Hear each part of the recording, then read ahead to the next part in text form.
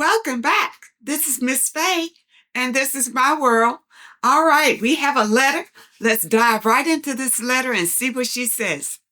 And she entitles her letter, A Question About My Mother and Sister. I am at a terrible crossroad, and I could use some guidance.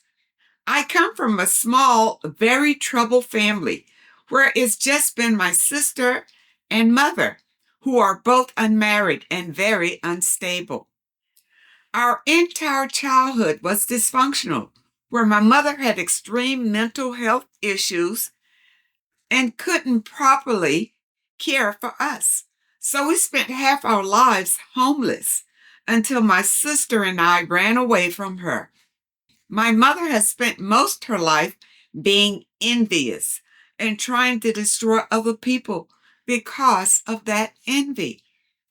So, as you can imagine, our lives were destroyed because of her actions, in which many times we were made accomplices. Well, eventually I moved 2 states over to get away from all the madness, but I had a very hard time closing the door on them. Yeah, because this is your family. Your mother, I know you had a very hard time. I always thought perhaps one day we could all reunite once we grew, but nothing has changed with my mother or sister, who both have extreme mental issues. Okay, well, that's understandable. My sister takes after my mother a lot. She is only a year younger than me, 40, and she has a son who is 4 years old. She is also very dysfunctional, and I have tried to help out as well, but they have never appreciated or listened to anything that I have tried to tell them. All right, this is a tough situation, but realize what you're dealing with. This is negative energy. Mental illness is a sign that they're being controlled by a negative energy. It's not healthy, it's destructive. Okay, here we go. My sister deliberately had a baby by a deadbeat in her late 30s when she knew better, but now complains about the child all the time. And she's now repeating my mother's cycle by not preparing or working hard to give him a future. I have taken the baby for her when she was sick. I have tried to teach her how to save money, and she listens to nothing I've said. I have even warned her about having a baby on her own with no help, and she didn't listen. She's upset with me because she's raising him up in a horrible, negative way. And she asked me if I would get custody of him if something happened to her. I said no. Well, it sounds like your sister realizes that she's on a very dark path where, where anything can happen to her. And so she's actually thinking about her son. She realizes that she's dysfunctional, but she doesn't know a way out. She doesn't know how to do better, all right, from where she is right now. It's also the same with my mom, who moved in with my partner and I and told her to save money. But she came in my home and disrespected me in every way imaginable. My mother also didn't listen to any advice, so she kept going in her foolish anger, envy, and bitterness, and now she can't talk or walk. My mother needs 24-hour care, and she's going into a home unless someone takes her in. I doubted if anybody would take her in because of her personality. Because, I don't want to say demonic, but it's negative energy. Very negative energy, and nobody wants to deal with that. I have no children. I currently don't work, but I don't want to care for my mother. I don't blame you. If you can put her in a home, I say it's best. I love them both and I want to move on with my life. But part of me feels guilty for not wanting to suffer with them anymore. Don't feel guilty. Let that guilt go and let them go. You've tried your best to help them along the way. They refused it. They want to continue on the path that they're on. You can't change their minds, but you can protect yourself. If you bring them into your home, you're bringing all of that negativity and confusion in your environment, and it will affect you. Before you know it, then you'll be thrown into that negativity and be negative yourself. So don't feel guilty. Let go of guilt. Can you kindly advise me as to what I should do? I was going to move back there to allow my mom to die comfortably at home because my sister said she didn't want to. But as soon as I said I'd move there and care for her, my sister went and got power of attorney, and now she's putting her in a home. And I feel sad. But whenever I'm around them, I feel like my soul is in agony.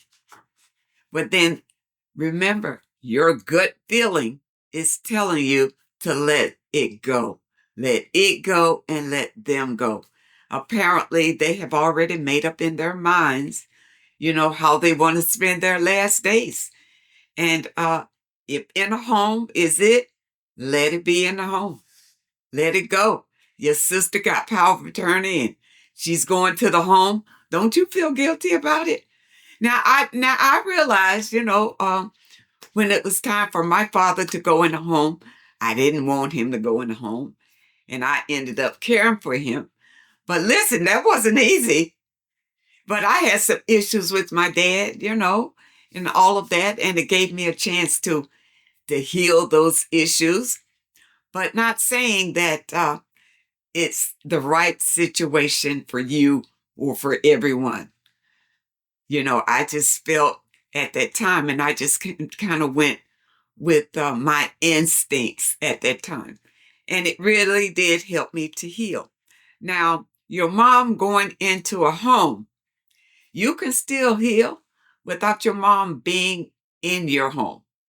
Okay? You can visit her, but think about it. What you're trying to do is heal, not to go in just to hear her ramble on and complain and all. That's not healing. Spend time with yourself and think about the situation. Let your intuition be your guide, and it will never guide you in the wrong direction. Okay? Your mom going into a home may be the best solution for you. You've tried everything to care for them, but they have refused your care and your advice. So now it's time to let go. Let go. And in the meantime, love yourself. Take care of yourself. Let go of guilt, shame. You need to spend time in nature and meditation. And meditation is merely taking quiet time with yourself. Quiet your mind and listen to divine guidance. Now, part of your healing is forgiving. You gotta forgive all the things that your mom and your sister and all that they did. You gotta forgive it. And that is very important in the healing process. And if you need something to help you along that forgiving path, here is a book, Forgiving What You Can't Forget. I've promoted this book several times, but you need to look at it because this book will help you to get over any kind of trauma that you have suffered at the hands of your mother. And I know you have growing up with her. Okay? You got to forgive it all to heal. All right. So I will leave a link in the description where you can get this book. This is, like I said, here is one of the best sellers. And she says, I understand deeply and personally how hard it is when someone does something unchangeable that also feels unforgivable. I've cried countless tears and wrestled through so many questions. If you can relate, you're in the right place. You deserve to stop suffering because of what other people have done to you. All right, so I will leave a link in the description where you can order this book. It comes straight from Amazon. You can have it in a day or so.